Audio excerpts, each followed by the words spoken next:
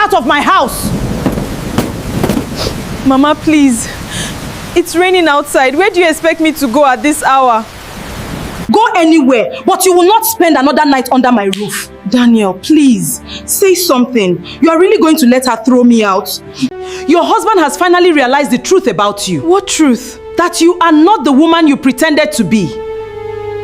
I don't understand. You understand very well. Mama, I have never done anything against this family. Then explain why another man has been sending you messages. What?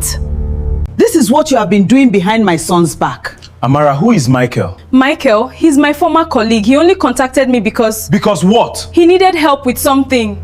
Of course. That's what women like you always say when they are caught. Please listen to me. I can explain everything. I've heard enough. No, you haven't. Daniel, look at me. I'm carrying your child. Betray you. I don't know what to believe anymore. Daniel. You have 5 minutes. Please don't do this. I have nowhere to go. That is no longer my problem. Amara looked at Daniel one final time. You're my husband. Daniel remained silent. You promised you'd protect me. Still nothing. Her voice dropped to a whisper. Then protect your child. Daniel looked at her stomach. For one brief moment, Amara thought he might finally change his mind. But Mama Grace spoke again. If she stays tonight, I leave. Daniel sighed. Amara, just go. She froze. You're choosing her. Daniel said nothing. Amara slowly picked up her bag. Fine. She wiped her tears. But one day, Daniel, you're going to remember tonight. She walked toward the door. Before stepping outside, she turned around. I loved you. Daniel looked at her. I loved you more than anything. Her voice broke. But tonight, you made me understand that I was alone long before you opened that door. She stepped outside. The door slammed behind her. Amara stood in the rain, shaking as she pressed both hands against her stomach. My baby, she whispered. I'm sorry. She had no money. No family nearby. No place to sleep. And she was only weeks away from giving birth. But she didn't know that the worst part of that night had not happened yet. 3 weeks later, Amara was lying on a narrow bed in the home of an elderly woman named Mama Esther. She screamed as another contraction hit. Mama Esther. I'm here. Breathe. I can't. You can. Push. Amara gripped the bedsheet. Daniel. Mama Esther looked at her. Forget that man for now. Concentrate on your baby. Another contraction came. Amara screamed. Then suddenly, a baby's cry filled the room. Mama Esther smiled. It's a boy. Amara burst into tears. She reached for him. My son. She held the baby against her chest. You're all I have. The next morning, she called Daniel. He answered after several rings. Hello. Daniel. Silence. I gave birth. Daniel swallowed. Is the baby okay? Yes. A boy or girl? A boy. Another silence. What did you name him? Amara looked down at the sleeping baby. David. Daniel said nothing. Daniel, when are you coming to see your son? I don't think that's a good idea. Amara closed her eyes. You're his father. I know. Then come. I'll call you later. The line went dead. Amara stared at the phone. He never called back. Days became weeks. Weeks became months. And Daniel never came. Amara refused to let bitterness destroy her. She started selling homemade food from a small roadside table. At first, she barely made enough to feed herself and David. Some days, she returned home with almost nothing. One evening, she counted the few notes in her hand and sighed. Mommy. She looked up. David, still a little boy, stood beside her. Are we eating tonight? Amara smiled despite the pain in her heart. Yes, my love. But there's no food. She pulled him close. Your mommy will find something. How? Amara kissed his forehead. Because your mommy promised you something. What? That you will never sleep hungry. She worked harder. Years passed. The tiny food table became a small shop. The small shop became 2 shops. And eventually, Amara built a successful catering business. She had everything she once thought she needed. Except peace. Then, on David's 10th birthday, everything changed. While looking for his school uniform inside his mother's room, David accidentally opened an old drawer. Inside was a photograph. He picked it up. A younger Amara stood beside a smiling man. David stared at the man. Mommy. Amara walked in. What are you doing? Who is this? Her heart stopped. She recognized the photograph immediately. David. Is this my father? Amara couldn't answer. David stepped closer. Why have you never shown me his picture? She sat down slowly. Because some things are painful to explain. Did he die? No. Then where is he? Amara looked into her son's eyes. Your father is alive. David's voice trembled. Does he know I'm his son? Amara looked away. Yes. Then why has he never come? That question cut deeper than anything Mama Grace had said 10 years earlier. Amara opened her mouth. But before she could answer, her phone began ringing. She looked at the screen. Her face went pale. It was Daniel. After 10 years of silence, he was calling. And this time, he wasn't calling to ask about his son. He was calling because his family had finally discovered something they had spent years trying to hide. Amara stared at the phone as it continued ringing. David noticed her expression. Mommy, who is calling? She didn't answer. The phone stopped. A few seconds later, it rang again. Daniel. Amara finally answered. Hello. Amara. His voice sounded different. Older. Broken. What do you want? I need to see you. After 10 years. I know. You didn't come when your son was born. I know. You didn't come when he took his first steps. I know. You didn't come when he started school. I know, Amara. Her voice became colder. Then why are you calling now? Daniel was silent for several seconds. Because I found out the truth. Amara's heart began beating faster. What truth? Not over the phone. She stood up. You have 5 seconds to tell me. Your mother-in-law lied to you. Amara froze. What? Everything that happened 10 years ago, it wasn't what you thought. Amara tightened her grip around the phone. Daniel, what are you talking about? I need to show you something. Where? My father's old office. Amara immediately refused. No. Please. You lost the right to ask me for anything when you watched your pregnant wife get thrown into the street. I know. You believed a lie about me. I know. You abandoned your own son. Daniel's voice cracked. I know. Amara's anger softened for only a second. Then she remembered that night. What changed? Daniel whispered. My father died 3 months ago. Amara's eyes widened. I'm sorry. He left documents behind. Documents my mother never wanted me to see. Amara sat down. What documents? Daniel took a deep breath. Documents concerning David. Her eyes immediately moved toward her son. What about David? He may be the rightful owner of something my family has been hiding from him. The next afternoon, Amara went to the old family office. David stayed with Mama Esther. When Amara entered, Daniel was waiting. He looked at her for several seconds. You've changed. Amara didn't smile. So have you. Daniel looked down. I deserve that. Show me the documents. He placed an old brown envelope on the desk. Amara opened it. Inside were property papers, company records, and a letter. She began reading. Her hands started shaking.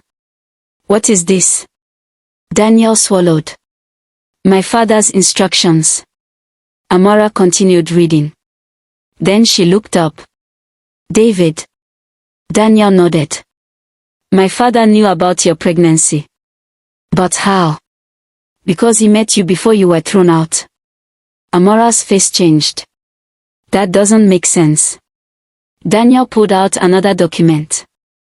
My father had already decided that his first grandson would inherit a significant portion of the family business. Amara stared at the paper. He wanted David to have this. Yes.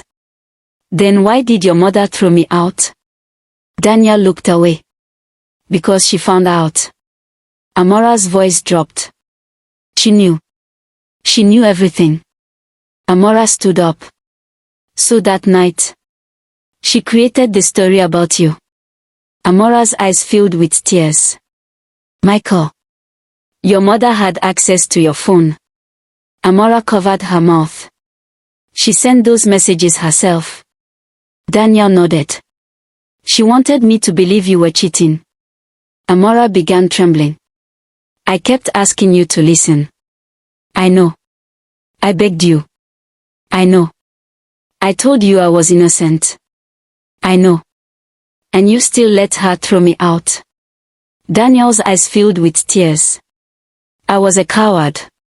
Amara turned away. You destroyed 10 years of my life. I know. No, you don't. She faced him. You don't know what it was like to give birth without you. Daniel lowered his head.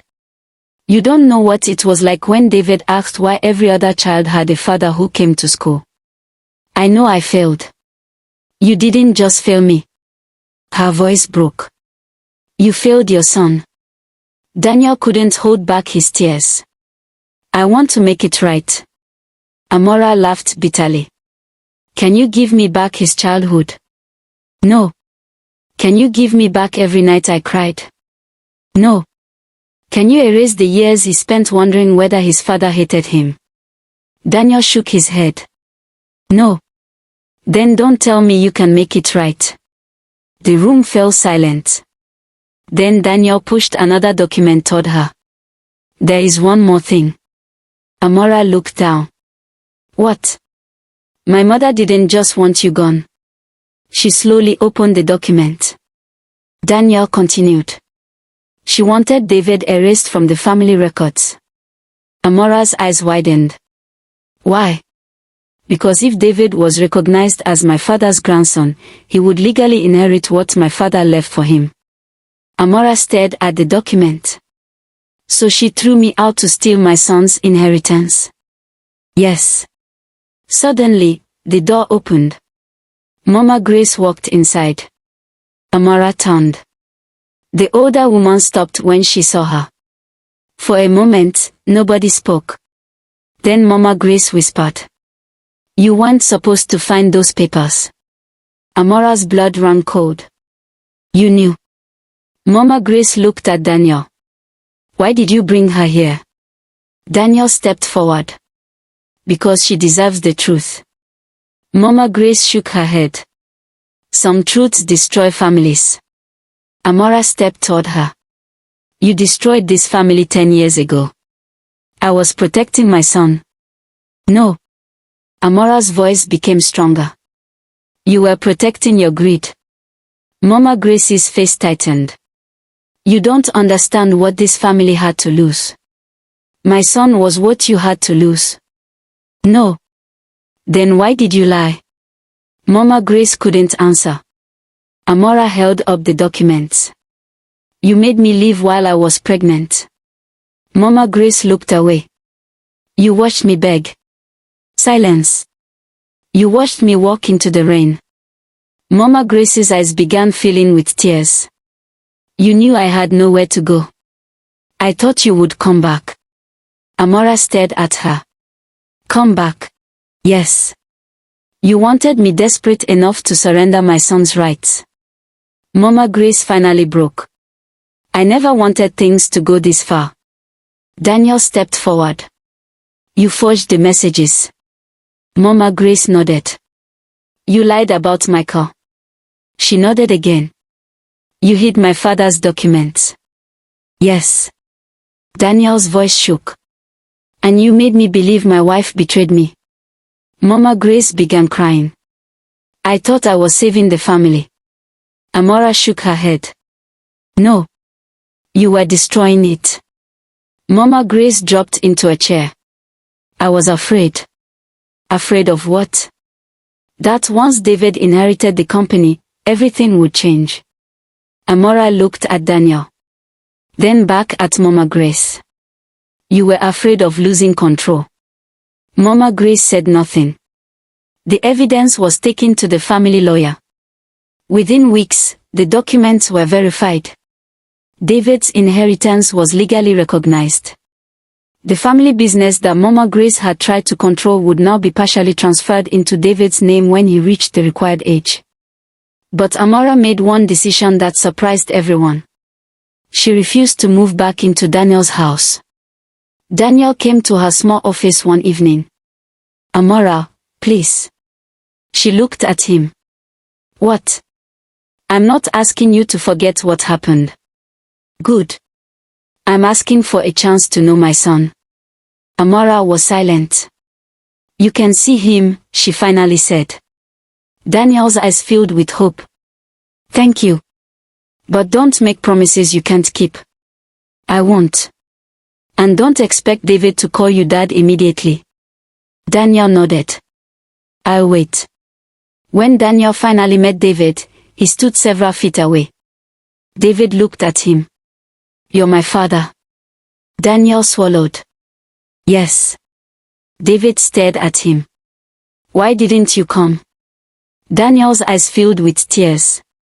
Because I made a terrible mistake. David looked toward Amara. Did you leave my mother? Daniel nodded. Yes. Why? Daniel looked at Amara. Then at his son. Because I believed a lie. David was quiet. Then he asked, Are you going to leave again? Daniel's tears finally fell. No. He knelt in front of his son. I can't change the past. But if you let me, I'll spend the rest of my life proving that I'm not going anywhere. David didn't hug him.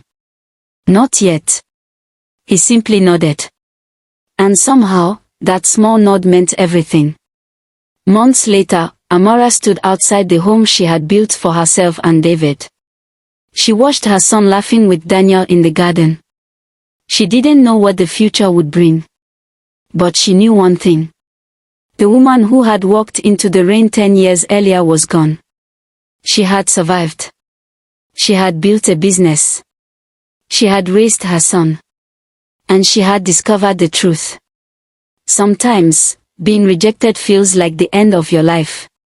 But sometimes, the door someone slams in your face is the same door that leads you toward the life they could never take away from you. Amara had lost a husband that night. But she found her strength. She lost a home. But she built her own. And most importantly, she discovered that the truth may be delayed. But it doesn't stay buried forever. If this story touched your heart, please like this video, subscribe to StoryTrail Hub, and turn on the notification bell so you don't miss our next emotional story. And tell us in the comments. If you were Amara, would you forgive Daniel after 10 years, or would you walk away forever?